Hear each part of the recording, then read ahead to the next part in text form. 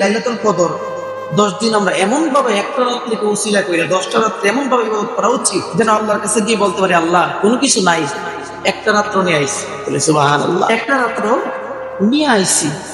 আল্লাহ তখন প্রশ্ন করে, তোর বয়স 80 বছর, 80 বছর তাহলে এক রাত্র নিয়ে আইছস, এটা কোনো কথা? হ্যাঁ আল্লাহ, এক রাত্র নিয়ে আসছে। আমার তুই ব্যাখ্যা করে বুঝা। আল্লাহ বয়স তো 80, লাইলাতুল কদর দিছিল কে? আল্লাহ কইবো আমি দিছিলাম।